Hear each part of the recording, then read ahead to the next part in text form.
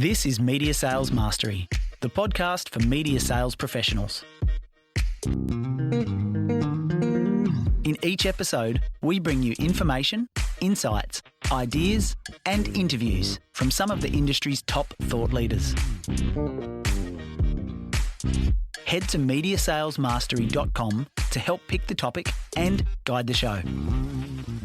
This is Media Sales Mastery, the podcast for media sales professionals. I'm your host, Jamie Wood, and we are back for episode 1 of season 5. We're really starting to get the numbers up there now, which is really exciting. Took a short break last month. I intend to be here every fortnight for the rest of the year for this season. And our topic this fortnight is one that I'm really passionate about and really excited to talk about. The idea of being built for pitch. Now, what does this mean? Well, think about the past 12 months in media sales. If you're listening to this podcast in real time, it's pretty much unanimous from everyone I've spoken to. The market we operate in is incredibly short. Most brief response times have been effectively cut in half and show no signs of changing. We've got a lot of clients and agencies often having very limited forward visibility and almost are kind of hindered around doing longer term planning and strategic laydowns. And we're all sort of adapting to this new media world where our success seems to be heavily governed by how well we can just effectively play what's in front of us on any given day. So the idea of being built for pitch, it's actually a term coined by today's guest, Andrew Sidwell, or BAG, as he's more commonly known. And put simply, being built for pitch is having the structure, the process, the frameworks, the bench strength, the skills, the muscle memory to be able to take a client brief and to deliver a high quality solution that is underpinned by quality thinking, having it turned around really quickly, at a high quality, and having it packaged in a way that is really easily understood, and in particular in agency, easily on-presented from an agency to a client. I'm really keen to get into this one. This built for pitch idea, whilst I didn't refer to it as that, it's been a big part of my philosophy as a sales leader for many years, and there is definitely a lot to unpack around this topic, particularly for somebody in media sales who maybe doesn't feel they have a level of influence in their organization to change process. We're going to sort of unpack that, and you'll find that there are some ways to really work the system and get the stakeholders on your side to do it. This is a very self-indulgent final comment, but I just wanted to call out, I have a lot of people who listen to this podcast reach out to me. We've got a great following from North America in particular, which is really cool. I get asked, where is Brisbane, Australia, a lot. One of the things that I think is really interesting and timely, Brisbane was actually just announced as the host city for the 2032 Olympic Games. So something tells me that the global profile of Brisbane will hopefully be raised in about 10 years' time. In the meantime, I think, it's just great to hear from so many different people in different markets around the world.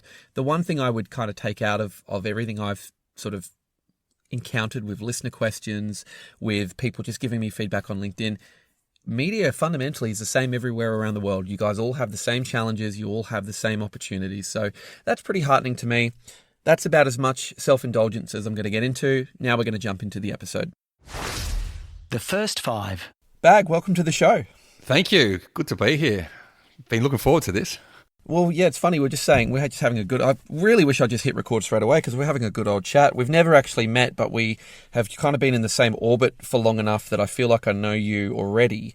And I'm kind of glad before we even jump into this topic, you had a really good call out, which I think is really important. I've just recorded an intro. I'm talking about the market being short. I'm talking about being built for pitch, and you made a really interesting point around kind of the tension that exists here that, yes, being built for pitch is a good thing, but let's not overlook, the very real issue of burnout or unrealistic expectations or the degradation of quality work. Do you want to sort of just, before we dive into this, just unpack that a bit for the audience? There's a couple of catalysts going on with this. So first of all, there's the media, I think it's the AMA, the marketers and the advertising associations got together and they drew up these pitch guidelines early this year and launched them. And Matt Baxter has been kind of banging on about it. And it's a really critical thing around what's fair, from an advertiser, a client's point of view, asking an agency, what's fair when it comes to pitch. And I think the time is kind of now to have a grown-up discussion to go, okay, now that should cascade down to a discussion between media owners and media agencies about what's fair in this pitch economy that we talk about. Yeah. And, and I think because what's happened is both sides are downward pressures on costs, and the quickest and easiest way for them to kind of address that is a cost out program, right? Which ultimately means redundancies, and people kind of lose their job. But that work doesn't go anywhere. That work still needs to be done. No systems change. Like there's a kind of lip service that we're going to do things differently. We're going to be tighter, leaner, faster, automate, do whatever. But ultimately, what happens is that work gets overburdened and pushed onto somebody else. And so, from a media publisher side, where you've got these solutions teams, sales teams answering these briefs with these really tight turnarounds, you've got people who are absolutely 100% burning out, either burnt out or burning out. They're too afraid. There's a stigma attached. Still, if you put your hand up and say, hey, I'm burning out or I've burnt out, there's a stigma of like, you're not cut for it. You're not built for pitch, right? Yeah. Which is really disheartening, and, it's not protective. It's not kind of looking after the safety of your people. And then you've also got this kind of notion of, and it from a sales percentage, no one's going to say, I'm not going to respond to this brief because my people are exhausted, right? It's we have to have a crack at everything, and we have to throw everything at it to win it. And so you've got this twin things of burnout, and you've got fear in there as well. Fear of telling people that I'm burning out, fear of losing my job. Yet it's meant to be a creative environment, and it's meant to be like to answer and to smash those brief responses and pitch winning solutions out of the park. You've got to bring your best self. So from a media side, the conversation has to happen from a CEO level. And it has to be all kind of driven down that the welfare of these people who are in there answering these solutions day in, day out, they're not going to tell you that they're burning out. You have to dig deeper and figure out, how do I solve this? And I think part of the solving it is maybe a notion of thinking about a bench, almost like you rotate a rotation, where you go, if you're on that brief response that is due in 4 days and you need to throw everything at it, then you don't do next week. And so you really make sure that you keep, you have this commitment, active commitment to keeping people fresh. And I also think from a resourcing point of view, is those teams are always going to be understaffed, so that you almost have to bring in an extra head to cover the holidays, but just to have this commitment to freshness as well, to always know that, how do I keep these kind of people fresh? That is where I just think the tension right now exists too. It's like the, just kind of the threadbare resourcing that a lot of media publishers kind of have at the moment, in terms of, they're running quite lean, and being able to actually identify, do we actually have enough resource in to make this a sustainable model moving forward? It just feels like those convos aren't being had at the moment, mate. No, it doesn't. And is it part because there's this great model, and anyone who's kind of worked with me recently knows I bang on about it, which is Crucial Conversations. It's a brilliant book. And the framework is really good, and it is Crucial Conversations, this triangle, and it's kind of high stakes, strong emotions, and differing opinions. They're the three ingredients in a crucial conversation. And, you start with heart, like, what do you want for you? What do you want for them? What do you want for us as this kind of journey that we're going to go on? And you get to the middle, and the middle of it is the pool of shared meaning.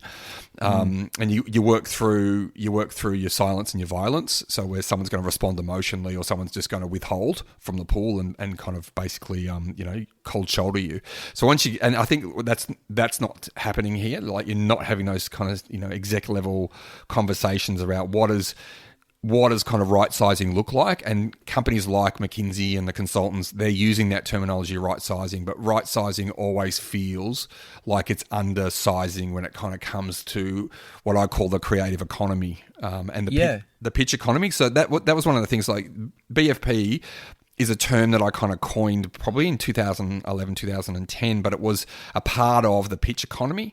And being built for pitch is, the two key drivers in the pitch economy seem to be speed to market and the quality of your thinking and your solutions. They are the kind of two drivers. And, and in that kind of pitch economy, I genuinely, we were all rah, throw everything at it, we can win anything. But what's that is set up a generation now of kind of where the big grown-up conversations aren't happening around how do we keep our people fresh? How do we talk to a media agency group about, hey, look, this is just unrealistic, about these deadlines that you're putting on us? Because no one wants to do it, right, do they? No media owner wants to be the one that actually puts their hand up, because there's this fear of having briefs and opportunities withheld from you and, genuinely jeopardizing revenue, where it should be exactly how the advertisers and the media agencies had that conversation. It should be around the welfare of all of our people, and how do we as a group work through this? All the media publishers and all the media agencies kind of get together and start to put in some solution response kind of criteria. Yeah, and I think, it's all underpinned by revenue-related panic. It's all underpinned by, people who, to your very good point, people who don't want to be sort of seen to be not coping, because we're in a situation where there is rightly or wrongly, there's probably an element of fear with a lot of people, and optics are important. And I completely agree. And I think, that's I wanted us to have that context before we jump in, because I'm reflecting on my sort of 10, 11 years, certainly my time running sales teams in a general trading environment where the pitch economy was very much part of what we did. It was about getting really good at responding at a high level to that brief, being able to do it consistently, being able to do it in a way where, whether it was a 2-day turnaround or a 5-day turnaround, to some extent, those time constraints actually could produce quicker, better work. And so I think that's a good way to sort of frame this. What I wanted to sort of jump into, and we'll go back to it, like, I don't really build episodes around a term that I read in someone's LinkedIn profile, but the way you articulated being built for pitch was just so beautiful that I got inspired to write this episode. So before we sort of dive in, mate, like, tell us a bit about yourself, your experience in media, which I know is vast and broad, and a little bit about what you're sort of currently doing. Yeah, sweet. Mixed bag probably is what I've done, but I've been a career creative is probably the easiest way to articulate it, and that's strategist, content strategist, copywriter, content creator. I've worked media and agency side, both here and in Malaysia as well. And most recently, I spent about 3 years setting up a content agency, and we looked after Woolies. So we produced the Fresh Ideas, the Fresh magazine, bunch of digital content for Woolies, Sweat. So Kayla Itzinas, the Sweat app. So that was a global brand that we looked after and I did content strategy for. And then also I spent last 3 years working on my most favorite brand of the last decade, which is Royal Wolf shipping containers. And once you see a Royal Wolf shipping container, you'll see them everywhere. But right. I absolutely loved working on that brand. And shout out to Linda, who's the marketer, who will no doubt listen once I share this. The content plan on the page that I did for them, the content strategy, it's one of those pieces of work where you go, what's on the page, what's on the digital page, absolutely transferred to actual work, and then like 2 to 3 years later you're still using that kind of strategy, and just with only slight tweaks, you just like, it's a really proud piece of work that I've done that that fed a lot of different kind of creative executions and articulations. So that's I've been on air, and I've done all those things in the radio side as well. So that's probably a quick snapshot of about a 30-year career. I did start when I was like 15 as an office boy in Melbourne radio. Wow. Yeah, very different. And then now I've set up my own business called Bags Brain, where I basically my kind of intent is I want to work with people that I want to work with, but also who want to work with me, because I do realize there's a part of me that is a very kind of acquired taste in some aspects. But I've been playing with my positioning, because I kind of came through that era where you got to nail your positioning, and I'm positioning myself as a growth supplement. So what that kind of means is I'm trying to work as an outsider who can give a business or a team or a boss a dose of fresh perspective and an injection of different thinking, and what I'm calling is a triple shot of strategy, creativity, and energy. So I love it. Yeah, I'm really chuffed about it, and I've been thinking about, okay, well, really, like my last probably, God knows, 20 years worth of work has come through referral from, people who've gone to different places, different industries, and have kind of tapped me on the shoulder to go with them or recommended me to someone. So I kind of thought that model is what I want to do, not kind of not create a mini agency or do any of that kind of stuff. I really want to be that that kind of strategic creative thinking resources for sales directors of media companies or marketers, agency bosses, brand founders and CEOs, because they're all the people I kind of work with the best. I'm obviously out of home now and I'm loving it, absolutely loving this medium, but I spent a big part of my career in radio leading sales teams across a couple of markets, and I think I kind of came to know you by reputation, because obviously radio had a very particular inflection point in the Australian market where we really started to use the medium of radio very differently from just standard commercialization of commercials, for basically commercial 30-second pre-records. And we started to push into areas of integration. And I feel like you actually probably were one of the sort of pioneers, and I'm pumping your tires up here, but you sort of really pioneered that model as far as most people in the industry are concerned, which is why I'm excited to kind of get into this topic with you, because it's probably going to have a heavy radio bent, but I think it's applicable for anyone in media. Media Sales Mastery. I want to throw a scenario at you, and I want to kind of, your 30 years of kind of being on the receiving end of these kind of briefs. And I want to see how your brain would immediately kind of react to this. So you got a $500,000 brief, hits a media salesperson's inbox, 9:00 on a Monday. It's found money, right? It's a brand manager has somehow been able to approve this short term. They want a high-level proposal from the media outlet. So, they want a strategic insight. They want a completely fresh, bespoke concept. They want integration with content. They want a partnership element. They want you to pitch it in person. They need mocks to help them, bring the concept to life. And they want to see it in 4 days. So, I guess we've spoken a bit at the start, but is it fair to say that in the, the pitch economy that we've lived in for the last who knows how long, many times the winning publisher in that scenario will likely be the one who can actually work through those time constraints and deliver the best pitch? Yep, that's correct. But look, is that the right thing? Is that the right thing for the client? Is that the right thing for the kind of people involved? But yeah, 100%. You just drop everything, you throw kind of everything at it. One of the things is probably missing in there, and going through, like what you spoke about, is being in that journey from when it used to be just an audience number or a number one shift would win you the brief, to the competitive kind of criteria where someone like Starcom, I remember they would attach that to all their briefs. It'd be like 10 different criteria. So idea was one. Insight was kind of another, access to talent. So all those different kind of criteria that they tick off. And at any given kind of brief, again, the probably a fair question is, how are you going to evaluate this? And I guess we never really asked that, probably from a media side. We just took what they were saying was, these are all the things that we need to do to win this. We never stopped and went, actually, how are you going to evaluate and compare media owners to media, like different media owners to different media owners? And look, for me, there's nothing I reckon really add to that kind of scenario. That scenario just gets repeated over and over, and that's where burnout happens for me.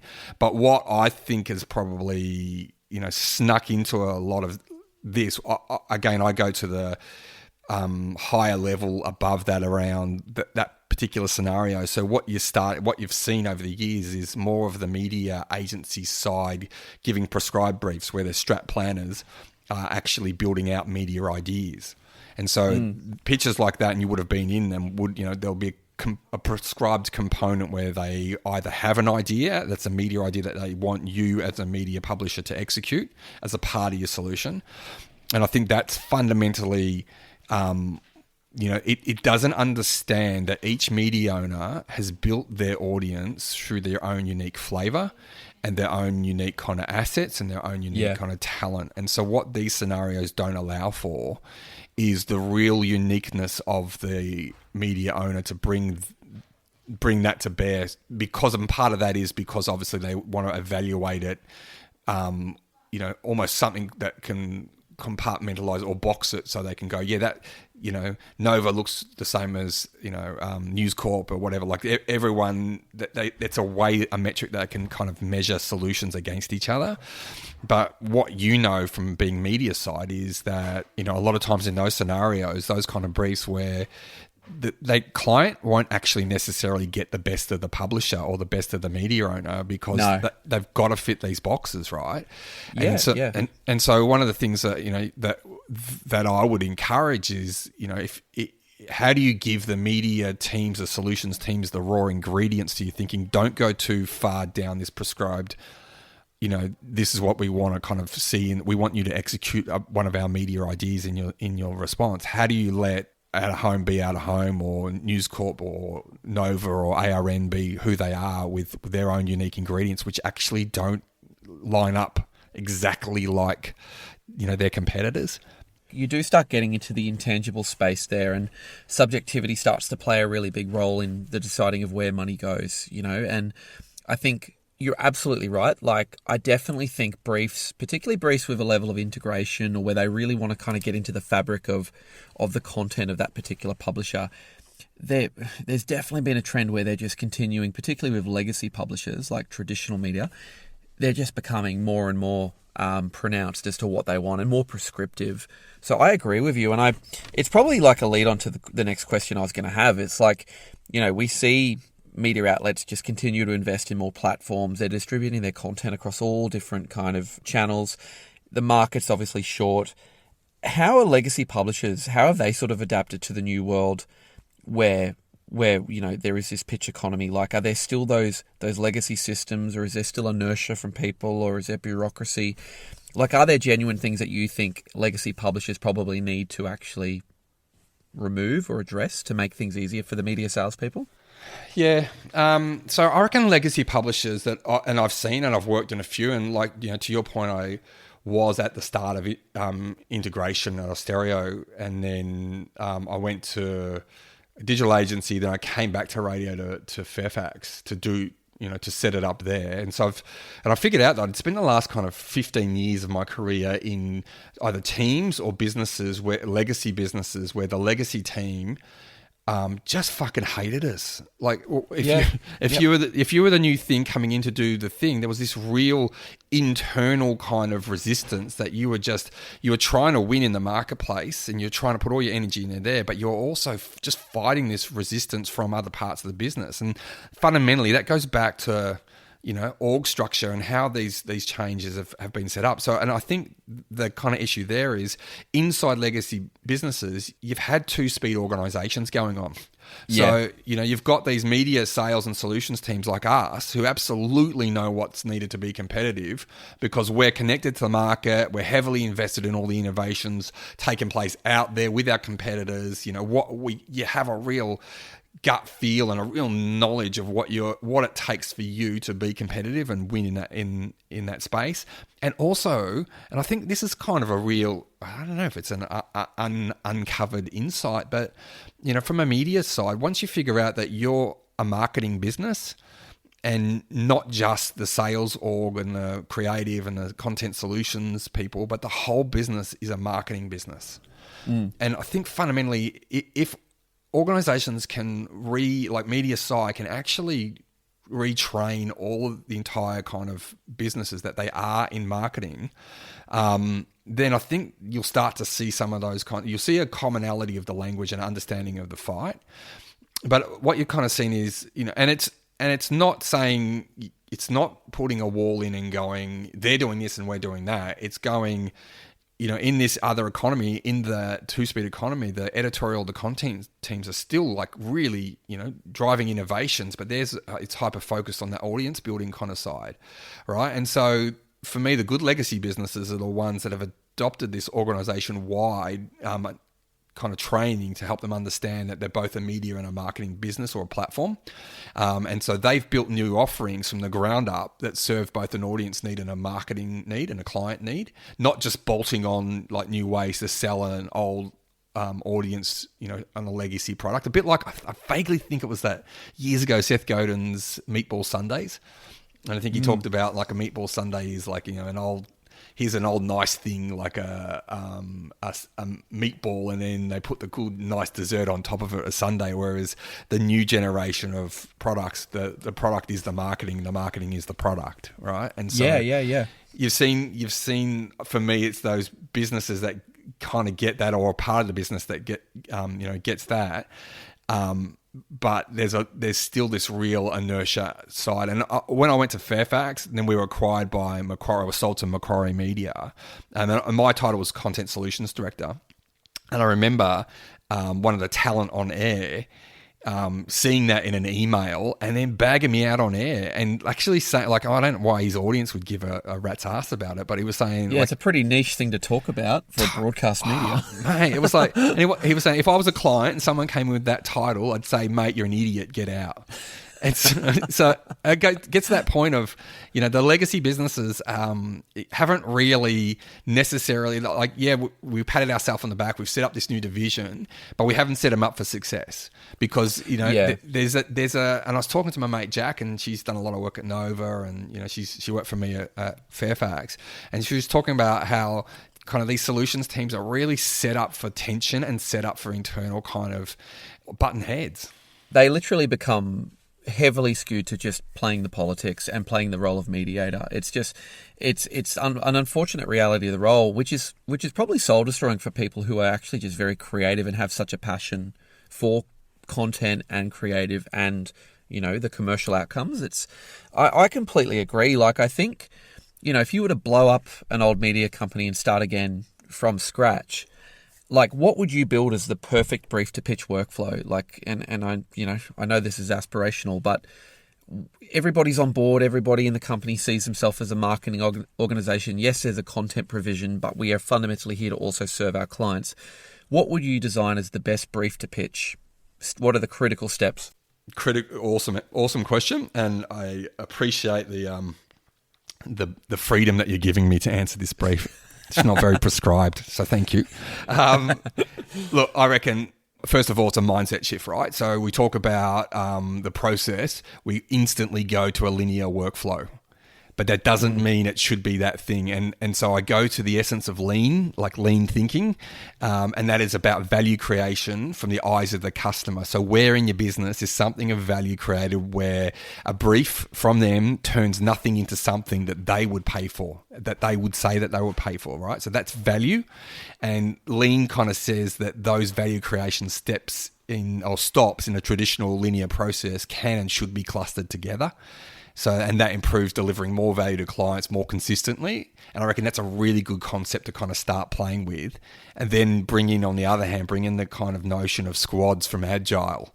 So rather than a solutions team working on briefs in a factory production kind of line way, you have a squad with cross-functional skills that assembles around a pitch. Wow, I love that. Yeah, I mean, that linear piece to me, isn't it, like the concept? You're right. It is. It's almost a systemized, scalable, repeatable process that we create. Like it's no different to how you create a sales process, but then we suddenly take that methodology into how we create solutions.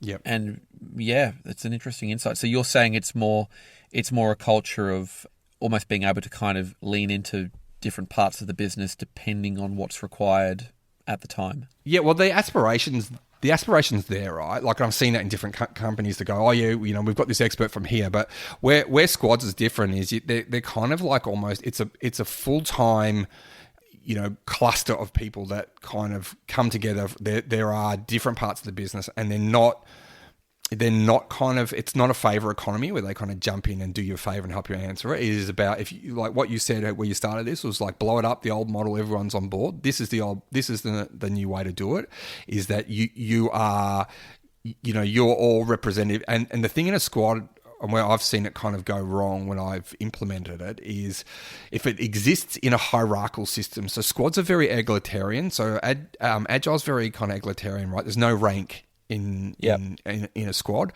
But what happens is if the squad isn't, if the squad steps outside of the squad and kind of bitches and moans to their kind of bosses or whatever, and those conversations happen outside of it, you don't get the best value out of the squad, where the creative tension is a part of the creative process. The disagreements are, and we've got to teach those people what tension is, what's acceptable, what's kind of, what goes into bullying and that in that space. But I think with squads, and it was years ago before all the buzzwords of squad and agile and stuff, that I remember reading an article around, and it was about a car company innovation, and they absolutely did it. It was like, you have to come up with the next car, and they went, well, traditional, and I think it was the Dodge, was it the Viper, right? I think it was the Dodge Viper, and they said, what we did was like, we pulled someone from design, we pulled someone from one of the different, all the different departments, where normally it would be like your design would go over to modeling, and modeling would kick it back because they go, the science is not real. But if you do it from the get-go, and then you build this, everyone's invested in building this thing that kind of works. And I saw Werner Herzog, I think his name is, the CTO of Amazon. Yep. He spoke when I was consulting in Malaysia, and it was just like a small thing in the theaterette to their staff. And he said what they did at Amazon was that they would have these working product groups, and you were responsible for the development, and also then when it went live, the management of that. So as a group, you made it for the end user. You didn't make it for an internal stakeholder. So for me, all of that kind of thinking comes into play in this. But that's part one. I do have a part two of, like, I reckon what you could be thinking about as well. Yeah, cool. Well, I mean, park that thought for a sec. You know, the type of media business that I reckon, what you've just explained, where I reckon some media organizations have nailed it, it's not particularly obvious, but a lot of trade publishers are bloody great at this. Like, it's because they almost exist as a commercial entity first, and they know they're serving an audience that actually is also their customers. So just interesting reflecting on what you said there. I'm going, like, anyone in trade media probably doesn't actually kind of get what we're talking about here, because I think they probably already have a level of cooperation on the content commercial arm of the business. Just a thought. So what trade ones are you thinking? I mean, he's been a guest on the show a few times, Alex Whitlock from Momentum Media. So they're trade publishers for like real estate, for property, for space, for what else they got? They got self-managed super funds, mortgage brokers, like professional services.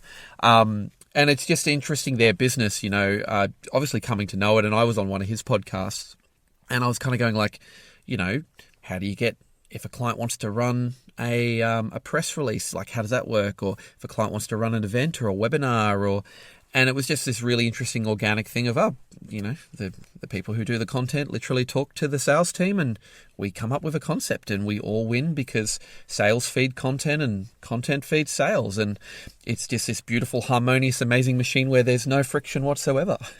But that is, I mean, I was saying that when I was at Macquarie. I kind of realized that what makes a great kind of commercially orientated, content editorial person, all it is a mindset shift. And they're the best suited to kind of, if they've got a product that they've kind of helped build, they know all the bumps and grooves in it. And if they just shifted their mind to kind of go, well, how can I maximize this for a kind of client that's trying to achieve this, and this? And they're the absolute best people to kind of, to lead the charge in it. But all it is, it's a switch somewhere in their head, and you're not allowed to kind of cut their heads open and, feel around for it to kind of, Oh, and there's so many, and we're totally going off on a tangent here, but I think there's so many things that salespeople need to own as well, right? Like, oh yeah, and I've said this on the podcast so many times. I said the thing that blows my mind, right, is you can have somebody who can go out, be the most charming, charismatic, diplomatic, articulate, patient, agile person ever, and then come into the business and just be a complete demon to everybody in the organization and have no self-awareness and just bulldoze their way through. And so there is the bulldozer buy-in thing that needs to happen, and media salespeople need to have an understanding and appreciation. Like, I think ultimately it just comes down to shared goals, right? It's like, there was always that phrase of, we ultimately want to get in a room and say, we have to find something that is going to serve the audience and the advertiser equally. That's what we are all collectively trying to achieve in the room. And that requires a lot of psychological safety, and it requires a lot of people to park their particular metrics of performance, because a lot of the time you're actually sitting there going, the KPIs in this organization are not, like, don't reward collaboration. They actually reward you to go and get your audience, and they reward you to go get the number. And this gray area in between actually doesn't necessarily serve the content team. Like, being a great support to content and putting a bunch of shit on my on my radio station or in my magazine or on my blog, that doesn't actually help me hit my objective. Yeah, that's such a great it's a hard point. one to unpack. I think it goes hand in hand with what we're talking about. Is if you're blowing up an organisation, again, these are the things from a design perspective of a business that, these are the blind spots that you probably, the CEOs and that level don't probably get fed up to them, because you're building the car as you're kind of driving it down the road a lot of the times, right? And so these are the learnings that you've got over the years to go, how do we design a business that rewards, shared goals and a shared vision, and then actually really put rigor around it as well. So what do you think, and I hope you're still on that train of thought, what was your sort of second thought around that ideal brief to pitch workflow in the perfect utopian media environment? Look, I'm a huge fan of kind of, standing on the outside of, looking out of your own industry outside of for influence and inspiration. And having just spent like a couple of years deep in content marketing, modular content is on a lot of radars. So modular is that kind of creating a master asset piece of content that can be served by a headless CMS into whatever channel, screen, or when it's needed and when it's kind of called upon. So not wasting money building out different channel content over and over again. So if you kind of take that essence of this master kind of solution and then you apply that to the media space, it kind of gets interesting, and I reckon it starts to.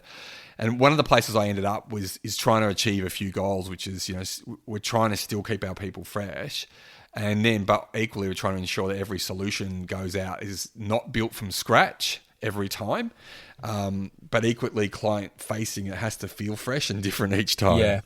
Yeah. So I reckon what I would do is I'd have a red team and a blue team in my solutions team, and they'd alternate on working on pitches. So that whole thing before about how do you keep them fresh. Yeah. So is the red team literally acting as a red team when they're not on the pitch? Are they? No, okay. They're not. No, I mean, I just kind of pitch A and pitch B. American footy, offensive. They're not even different skills. They're just you're in the trenches, you're working on it, and then when you're out of it, they'd be working on building out this master solution narratives that can easily break into modules for the different kind of briefs and clients. But each of those containers has a pre-built set of rules that all stakeholders have kind of signed off on. You are steering dangerously close to being branded with an off-the-shelf methodology, my friend. No, I'm kidding. Yeah. I get what you're saying. And I actually, it's such a good, the intersection you're making here is so good, because I think, and this is probably something spent in a fixed inventory business where everybody has standard inventory, right? Like radio, TV. So many times it's like the word bespoke or thinking you have to build it from scratch. It's actually just having a fresh way of packaging and positioning the same 7 pieces of inventory to that client. That to me is such a big reframe that people need to have in their mind of like, oh, they want something, bespoke. It's like, okay, there is actually an argument for just being able to really creatively tweak and position these types of opportunities that are already pre-built. I feel like your concept of modular content's a lot deeper than what I'm thinking here, but is that sort of along the same lines? Like it's something that can be tweaked and adapted and refreshed to fit a particular brief? Yeah, 100%. It is that. And then what goes hand in hand with that is that, and one of the creative things I used to teach Austereo and stuff was the remix, understanding how to remix different elements within inside a component, right? So if you look at talent shows, TV talent shows, you kind of like, you've got the different elements within it. You've got judging, you've got the talent, you've got the prizing, you've got the host, the different elements. You remix it. So like, what are you judging? Oh, we're judging on the complete package. Okay, let's remix that. What are you going to judge on? We're just going to judge on the sound. The voice side unseen. Yeah. Then you got the voice, right? So, and you keep remixing a bunch of those different ones. So the fundamentals of kind of creativity and understanding how those things work need to be kind of trained. And then it's the building the narrative. So is it a campaign narrative? So are you building a campaign or are you building a pitch narrative? And so kind of understanding that, how you use those different components. But I reckon there's something, and I don't know, like I still don't know what I'm saying. This is the exciting bit, is like, the master, like what is a master kind of solution, and then how does that framework apply, and it doesn't go down into sponsorships and those kind of things that don't necessarily work for a kind of client. The big piece for me, like with this stuff, and the area I've always loved is really kind of what makes it exciting is when you have those constraints around inventory. Like this podcast is a good example, right? I don't want to sponsor for this podcast. But if somebody came to me and offered me a significant sum of money and said, I want you to create, I want to sponsor the podcast, I would be really fascinated to go, cool, how do I flip the whole ad model on its head in this space? I've got a 35-minute format. It's updated fortnightly. I could do a pre-roll at the start. I could do a whole bunch of 30-second pre-records throughout. I could do a host read where I read it. But, how do I flip that idea on its head? And how do I, knowing that I've got the constraints here, maybe I do a 15-second teaser at the start, and maybe I say that's all about, hey, hang around, I'm going to have an interview with somebody at the back of this podcast about their particular business. Like, I think that kind of stuff to me is like where I think you can really see media salespeople get an edge, is just kind of looking at things just through a slightly different lens and going, how do I just take these ingredients and make a new fresh meal out of them? The thing that happened on Austereo when integration boomed was like Nova drove that, right? So when Nova came into the marketplace, they had this incredible, and to this day, I'm not sure if they even do it, but they had the Nova way, and clients and agencies were just, the whole thing about any length ad that you want, yes, no more than 2 ads in a row. But they kind of, drove this kind of this suite of inventory that was the base that then they could build creatively on top of. And it took Austereo probably about 2 or 3 years to kind of catch up. And that was when Todders set up PIG, the Programming Integration Group, and because we had the Nova playbook, we got a copy of it, and then so we started doing different things. And one of the, like to your point, one of the things that we kind of created were these triple shot, like 3 10-second ads through an ad break, right? And you go, and the standard person, like the non-creative kind of salesperson or solutions person would sell them as a kind of frequency triple hit impact in an ad break. Whereas creatively, what we were doing, I was like, I remember one of them, and I pitched it, I think I got it up, was I figured out, and it was for like Nicorette or Quit or whatever, and a craving lasted, a craving for a cigarette lasted the same length of an ad break. It was like 3 to 4 minutes, obviously I was doing ad breaks back then. And so what I did was I created in-break coaching, right? And so at the first 10 seconds, like, hey, if you're thinking about quitting, go and grab a water and come back and I'll tell you what to do next. Great, you're almost there. And then the last one was like, hey, you've done it. Well done, that's how easy it is. And so you've used the canvas, and you've used this new inventory, but then you've remixed it into a way that it actually has audience kind of value, advertiser value, and impact. That's a bespoke idea, right? And it's fundamentally you're using the inventory that's already built into the format of the station.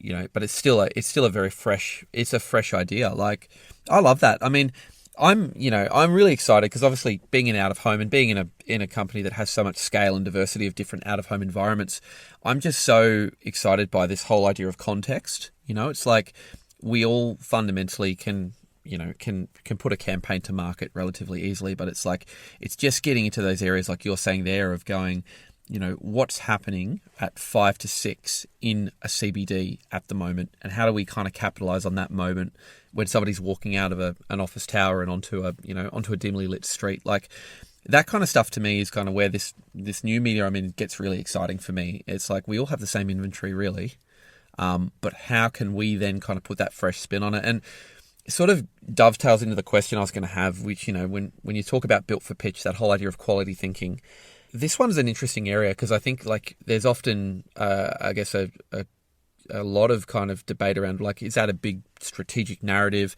Is that a pitch narrative? Is that just a great insight to hook a solution around? Can you sort of unpack what quality thinking in a pitch economy kind of looks like, mate? Is there a bit of a playbook as to how to kind of get to that winning idea quickly? And what does that maybe look like? Look, I reckon there's a too far overthinking it, right? Where you've lost, and that's one of the magic kind of moments where you go, sometimes you just crack it without doing all that stuff, and you know that you've got something quite special, and everyone around knows that, hey, we're onto something really kind of interesting here. This is where the pros turn up as fully ready to play, is that your bank of kind of cultural insights and trends and other random stimulus is constantly filled up.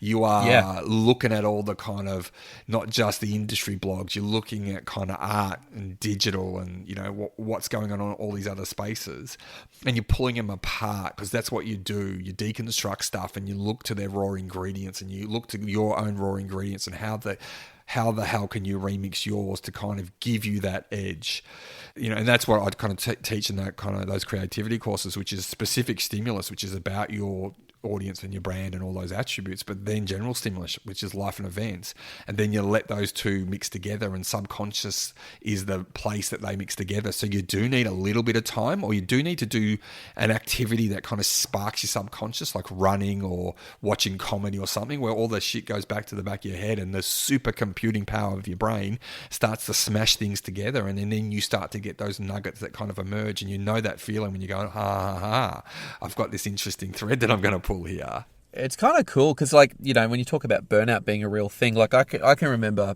being in like those high level, like 10, 15, 20 brainstorms a week kind of jobs. And the big thing I always thought was like, that idea of replenishing or just continually keeping the cup full with new stimulus and new information and reading widely, being inquisitive, living inside category and culture. And I'm shit at it. I usually just find like my 5 or 6 niche things that I really like. And I just, that's the t-shirt I want to wear and that's the song I want to listen to all the time. And, that's the thing I'm interested in. I'm super interested. But I found when I started to really open up and expand that, it really started to actually feed the ideas that I was able to kind of churn out. It's a really good kind of takeaway, mate, because I think particularly in the time where there are time pressures, you're not going to be able to go and immerse yourself in a particular category. So sometimes it's about potentially just having quite a bit of rich information in your head to then draw from, in that particular moment. 100%. Like, and if you've ever been, like maybe people have in the classes that I kind of have taught over the years, that the stimulus is the raw fuel to creativity, right? And always having, like, you can set up at your fingertips. Like on my iPad, I have Flipboard, and Flipboard, it just has multiple. It's just a RSS kind of feed pulling in multiple different random things that I wouldn't actively go out and search. So it's always there, and I can open it and I can get a hit, and I can get a random kind of. So it is about being considered about how am I constantly filling up on unexpected things that will make kind of unexpected connections, and that's the essence of kind of creativity. My wife often walks in. I'm a big YouTube watcher on the TV. My wife often walks in and I'm just deep down the rabbit hole of like 6 hours of a guy who travels the world and eats brunch at a 7-Eleven and reviews the food. I'm like, no, this is productive time, honey. This is going to feed my work. It's very much like the often the quirky or the different kind of things that sometimes there's this weird interception in a room where you go, oh, right, like, I was reading about this thing the other day and this is interesting, and explore, do you find this interesting? I think particularly when it comes to trying to get content people excited, they don't really want to sit there and hear about this insurance company wanting to increase their open rates by this from this particular customer, but it's sort of trying to get into that tangible link to insurance that they're going to hook into. So, mate, look, we could talk all night and I'd probably just completely abandon all my questions, but we got one listener question we want to jump into. But before, I did want to ask one more question, which was around this dynamic that's always been kind of present in the world of agency sales from a media organization, where the solution needs to be packaged for the agency in such a way that it can be easily understood by them, oftentimes where you're not permitted to present your pitch, that it can then be taken from them and actually you can entrust them to go and on-present to their clients as part of their recommendation. And kind of curious to know, in this new remote world that we sort of are still inhabiting, is this something that maybe is more pronounced right now or that needs to be more considered or maybe even adapted further? Yeah, I mean, look, we kind of pioneered that video pitch stuff. I reckon it was like 2005. A person I used to work with, Christy Kylo, she bought into work, got on her Oz Stereo computer a cracked copy of Sony Vegas, and then taught herself how to edit video. And then that then paved the way to kind of, business cases for video people. And then eventually Australia brought, a bunch of those in and was probably rising the same organic way at the other media publishing side. So there's a rod kind of built for your back where, every bit is this kind of incredible high value production, but I've seen it work and I've seen it generate revenue. But in the COVID space, it's super interesting. And I haven't been pitching media ideas in the COVID space, but I've been pitching a ton of ideas. And one of the things that I find when I'm remote pitching is I don't play video because it's such a shit experience. Yeah, right? And, big time. But the beauty is, if you're in any Zoom, Hangout, Teams or whatever, you can just record it. So, there's surely a way that your presentation can actually, either you record it and you cut up the kind of key bits. But again, anything that can kind of, enhance your chance of winning is obviously that, like, favor no one tool would be my advice, and always be exploring new tools. And to your point before about, the environment and the context that you're in now, the question is, what's the best way to get our best thinking on sold and bought? And so what does that look like as a kind of mini kind of brainstorm? Yeah. So the beauty in a lot of content kind of ideas when you're relying on someone else's, like you're trying to sell a concept, but ultimately what's going to sell that concept is when it goes live is the randomness or the X factor of an audience taking your idea and making it their own, or talent doing something different with it. And so how do you capture the kind of magic of that? And one of the things I loved that I got to do at Fairfax was I would always use our audience for pitch, and I don't mean insights. I'd actually like run a survey and walk into. I remember this one pitch we were walking into, and it was for kind of Panadol Osteo. It was the combined two things, and you're at Fairfax and Macquarie, and you got this audience who are going to have osteoarthritis, and so I just like hit a survey up and just kind of incentivized them to tell me the actual key components of the brief. So I walked into the pitch going, we have your audience. Not only that, we've talked about, not only that, they've got osteo, and this is how these are the ways that they look after themselves. And so Wow. here's the content they'll create, and then here's the video series that we'll do, and here's the kind of one of the or three of the people that we're going to reach out to and film it with. And so, and for me, that like on this kind of point is, don't forget all the ingredients that you have. And as a media owner, if you've got an audience, it's unique. It's more than just a bunch of kind of insights on a page. They are co-collaborators. We're in the age of fandom. Reach into that audience. It is your competitive advantage. Talk to them and get them to be a part of your solution and get them involved. And, again, that feeds that narrative of, what's packaging look like in the age of, of COVID. It doesn't have to be the slickest kind of thing. It can just be the most powerful way to express the idea. It could be a piece of audio with a waveform on the screen that is so compelling. Yeah, and you know what? It's funny you say that. Wade Kingsley obviously was on the podcast a little while ago, and this one was a big one for me. Was he was going, sometimes the pitch is actually not about selling the idea; it's about selling the journey of how you arrived at the idea. Oh yes, which I just loved so much because I particularly pitching concepts in this world right now where budgets are tight and people are definitely under a lot of scrutiny as to where investment goes. It's like an idea will automatically be scrutinized by people in a room unless you can actually show that you've done the stress testing yourself. Yep. And I think that's something we've been incorporating into a lot of pitches lately when selling, and look, selling relatively unremarkable concepts, but actually giving a level of rigor to go, we went down this path, we spoke to people, we thought about this, and this happened, then we kind of pivoted and we went over here. And so we've arrived at this. That's how I pitch. That's exactly how I pitch. I like tell them the stories of the pitch creation team, and also what it does. And Benny, who's one of my strategists, we both left our last job, but he's a gun, and he and I talked about landmines, and what we do is we plant landmines that we would go down a particular path and know that anyone who's gonna not really think deeply and sideways like we've thought about it is going to come to this kind of relatively what could be an obvious conclusion, but then you discount it for these reasons, and that landmine, then when the client gets someone else who presents it to them or the agency, you go, well, have you thought about that? And they haven't thought about it, and you've done your job as you've done this landmine and you've veered them off the course, and you've got them on the course that you want them to be on. That's awesome. I love it. I can't ask my sales manager that. We got a listener submitted question, and I think you're gonna find this one interesting, mate, because it kind of is. It's just fortunate that it came into my LinkedIn inbox around the time I was developing out this concept. So here it is. Hi, Jamie. I have an agency in my portfolio that are serial offenders with horrific brief response times. They give us less than 48 hours to turn around really detailed responses, go quiet for a few weeks, and then drop feedback on us with ridiculous deadlines. My sales director has been ineffective in getting this resolved or getting them to adhere to more achievable deadlines.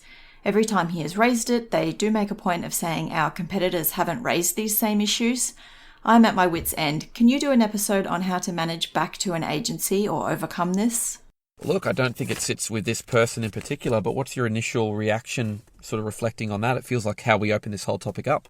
Yeah, I reckon that person needs to go to their sales manager and give them a copy of the Australian Association of National Advertisers, the AANA, and the Media Federation of Australia, MFA, their guideline that they've built called the Successful Agency Pitching Guide, and it's designed around 4 best practices, right? So agencies themselves respect, fairness, transparency and accountability, while recognizing that shared value creation for both parties is crucial to a sustainable relationships, right? That is, as an industry, it's yes, that sales director has to do that. They need to use that as not a battering ram, as a conversation starter with that particular agency to go, look, as an industry, you guys are following it here at a client level for your pitching. How's about we start to work out, I think those pillars of respect, fairness, transparency, and accountability kind of come into play. But again, it needs to then escalate to an industry level conversation. It shouldn't just be that one poor account director, salesperson struggling with it, because that is repeated 500 times over. You know that, I know that, and it's like it is the one-sided conversation. And because I spent some time at Media Brands, I worked for Media Brands. They owned a digital agency that I work for, and inside there, the conversations when I worked there were about, hey, we want to try and erase this notion of a master-slave relationship, right, between media agencies and media owners, and part of it was really good intent, and then the execution, the cognitive dissonance between intent and execution was kind of, was obvious.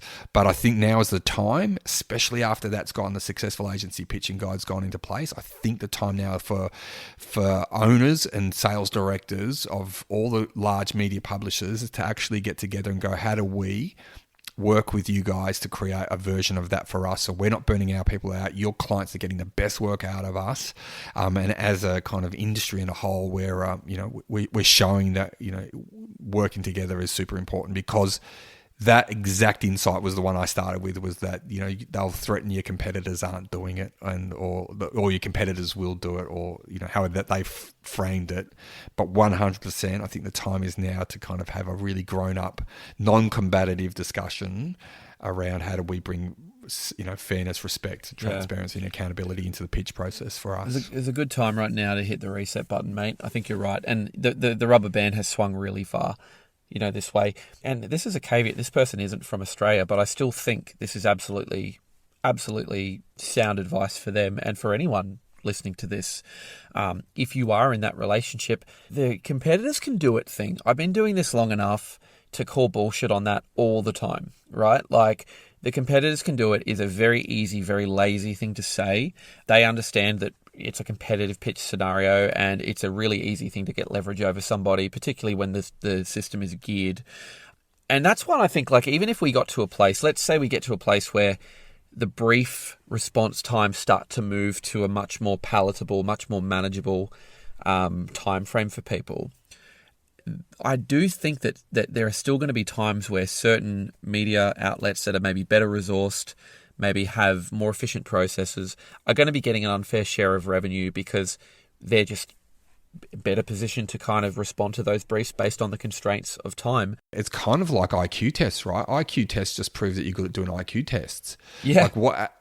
So answering briefs fast doesn't mean that those briefs, can you go back and go, these are all the briefs that were answered fast by either us or our competitors, we lost to our competitor, but here's the actual end result, and here's the execution, and that's the bit you want to be, that's the long game that takes actually a lot of kind of thinking about. But yeah, it just, winning a pitch doesn't actually mean delivering the work, right?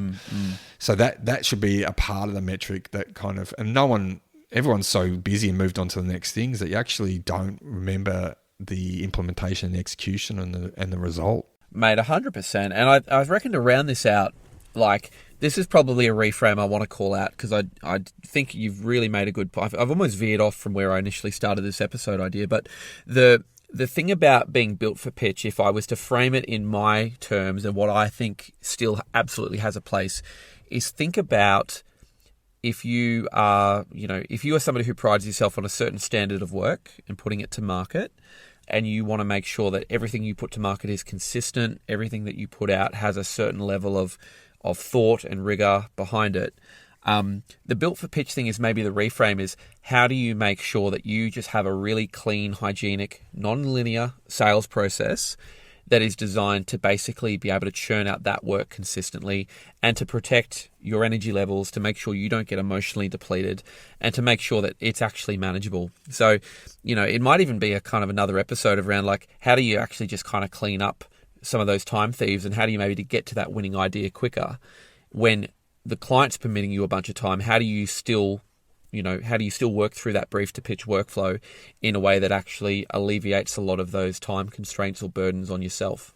Does that make sense? Yeah, it does. I 100% can see it. And a part of that also is those same disciplines apply to the packaging component of the idea as well, right? So what can we automate in this that can always kind of serve us up those ingredients, that it's templatized and it's repeatable, but it actually still allows room for the creativity to sit on top of that. And even to the point of if you're going to be producing videos, how do you set up a bank of different ones where you know the types of pictures that you've got, and you can, again, you apply your creativity to that tight brief of I've got, we're only going to have, not even a day to get something out the door. You've seen in your data, your own kind of pitch data, where you should be looking at it, and you can look at the commonalities of what's gone out the door from a solutions point of view, and start to use that as a founding pace of, okay, how can we make more efficient? Like, we know that this stuff there is a pattern to it, and we kind of cluster these solutions as that kind of solution or that solution. These are the ingredients in it. How can we do templates of those that help us, from the value creation point, not spend as much time there and trying to get that organized and pull assets and do that kind of thing. And when we can focus on the quality thinking, and that, for me, that's probably the lens to go back of what can be automated.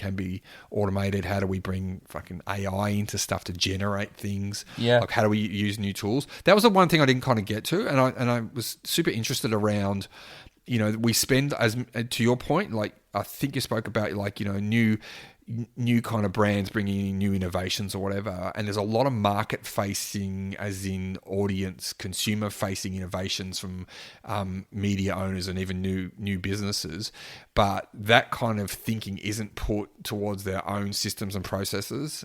How do I bring in kind of the latest in AI to be kind of automating shit that we normally have to write, or what is it that we can actually build in our business? And that's knowing your process end to end, knowing what pitch winning work looks like and what all the stops are and all the people involved, and how do you use kind of tech and a series of off the shelf things to stitch together to actually make your job easier, so the human component, the quality thinking bit, gets the time that it needs. Yeah, that's cool. And I think that whole piece you just said there around spending the time on the quality thinking, I think we're in a market now that is very much commodity driven, right? It's price for product. People are effectively buying reach at the best CPM they can get. And I'm still a big believer, and I've always been this way, that in a market that is very trading focused, you can absolutely differentiate your solution with good thinking. And if you can sell color and context, you can actually persuade people to make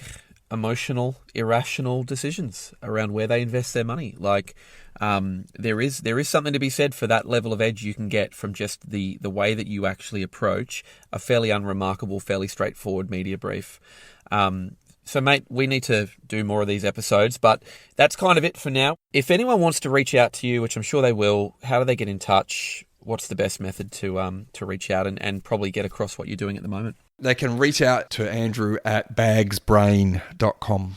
Awesome. I'll put a link to your LinkedIn in the show notes, and that IMAA piece, I'm wondering if I should link that website in the show notes too, if you can share that with me. Absolutely. Yep, 100%.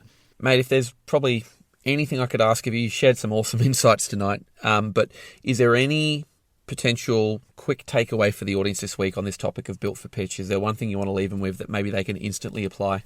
It's a bit esoteric, but I think to your point before about like in a commodity kind of marketplace, on the most boring thing that on the outside, what you're working on, always find the fascination.